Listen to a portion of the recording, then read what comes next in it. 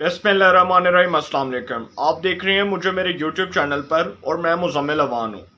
Petrol की कीमत में एक बार फिर इजाफा कर दिया गया। पेट्रोलियम मसनूआत की कीमतों में 24.03 रुपये इजाफा कर दिया गया, जिसके बाद पेट्रोल की जो नई कीमत है वो 233.79 रुपये हो चुकी है। हुकूमत ने पहले पेट्रोल की कीमतों में 30 रुपये इजाफा किया, फिर 30 रुपये इजाफा किया, अब जो है वो 23 रुपये इजाफा कर दिया गया है। तो आप देख सकते हैं कि 83 से 84 रुपये पेट्रोल महंगा हुआ।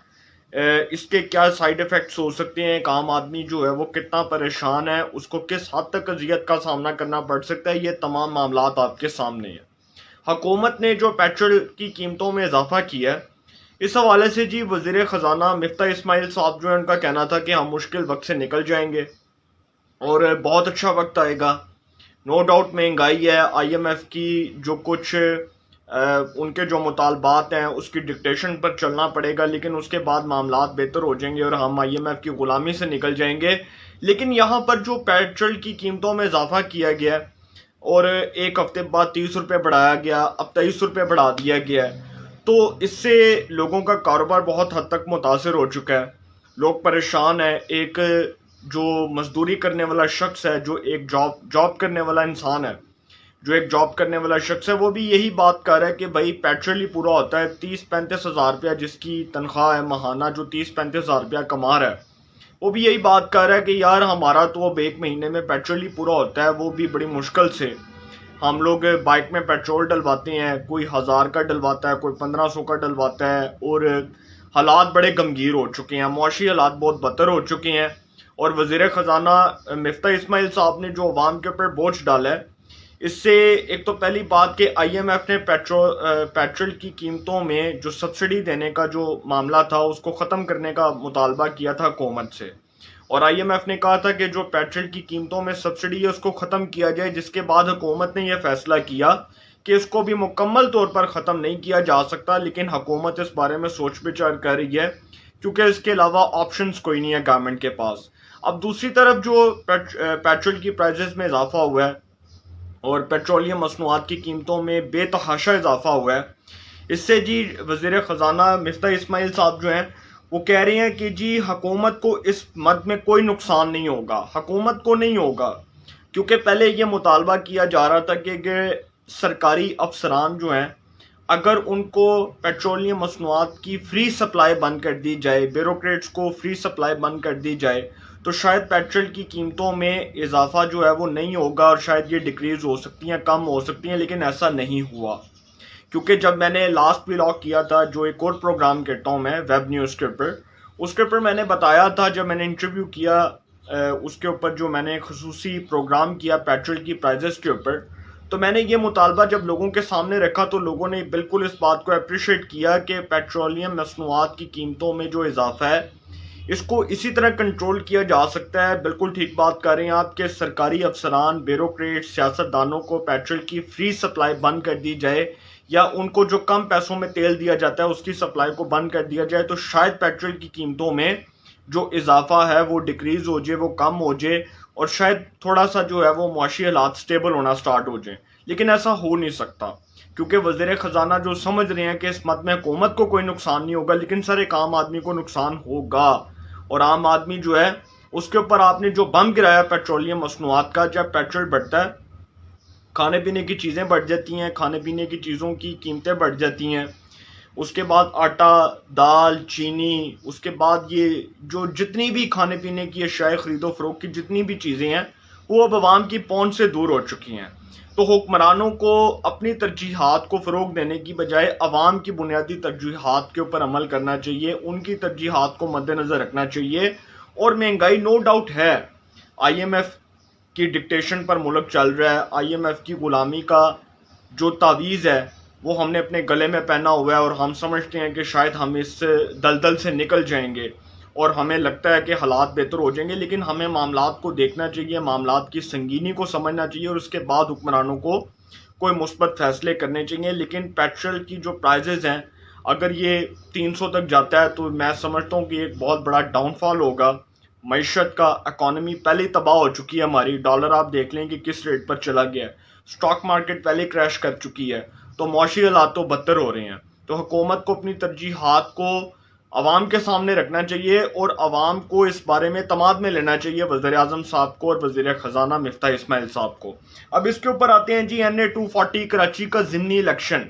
NA 240 کراچی کا ضمنی الیکشن MQM کے اقبال محمد علی مرحوم کی وفات کے بعد اس نشست کے اوپر ضمنی الیکشن ہوا اور اس نشست کے اوپر MQM کے محمد ابو بکر صاحب کامیاب ہو گئے. انہوں نے جی ووٹ گین کیے 10,618 ووٹ لیے. پاکستان تحریک لبیک کے جو شہزادہ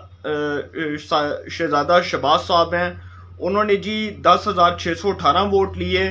MQM کے محمد ابو بکر جو ہیں انہوں نے 10,683 ووٹ لیے. انہوں نے 10,683 ووٹ لیے MQM کے محمد ابو بکر صاحب نے. اور یہ جو شہزادہ شہباز صاحب ہیں تحریک لبیک پاکستان کے دوسرے نمبر پر آئے, انہوں نے 10,618 ووٹ لیے.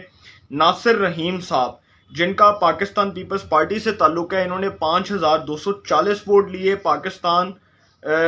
پاک سرزمین پارٹی کے شبیر قائم خانی جو مصطفیٰ کمال صاحب کی جماعت ہے, انہوں نے جی 4,782 ووٹ لیے. جبکہ مہاجر قومی موومنٹ کے رفیع الدین نے 8,349 ووٹ لیے.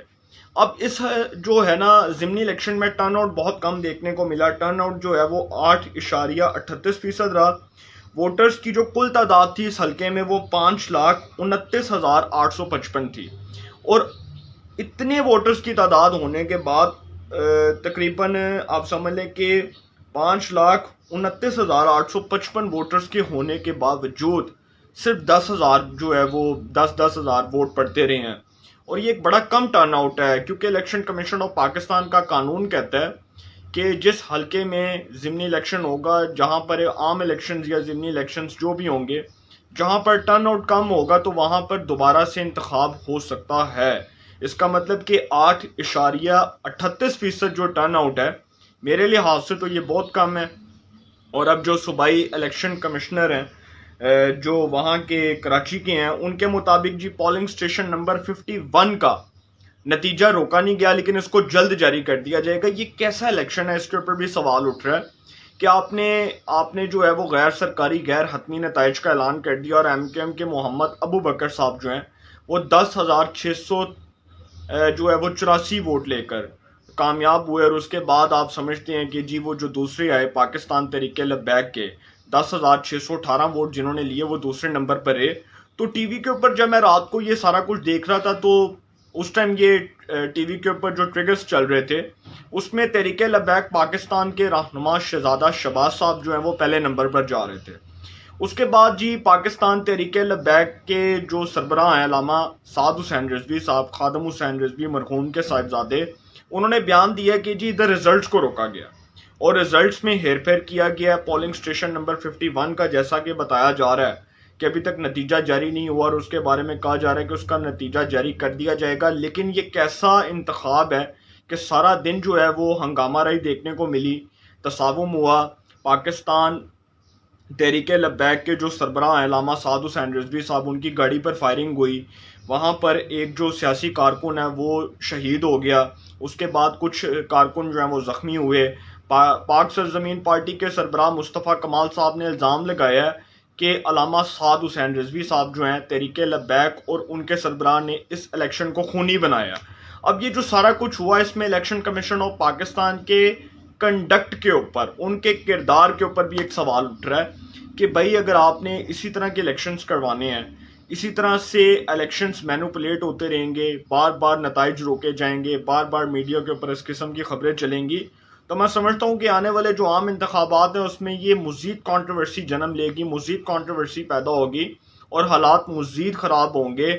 اس لیے الیکشن کمیشن آف پاکستان کو چاہیے تھا کہ اگر انہوں نے اس کا نتیجہ روکا ہے تو سب سے پہلے تو وہ یہ دیکھتے کہ حلقے میں تصادم ہوا, لڑائی جھگڑا ہوا, افراتفری کی کیفیت دیکھنے کو ملی, تو اس کو الیکشن کو کالعدم قرار دے دیا جاتا یا اس کے انتخابی نتائج کو روکنے کے ساتھ ساتھ یہ دیکھا جاتا کہ اس میں ٹرن آؤٹ بہت کم ہے, 8.38% ٹرن آؤٹ ہے, تو اس کو ختم کر دیا جاتا. لیکن یہ جو سارا کچھ ہوا یہ آپ کے سامنے ہے.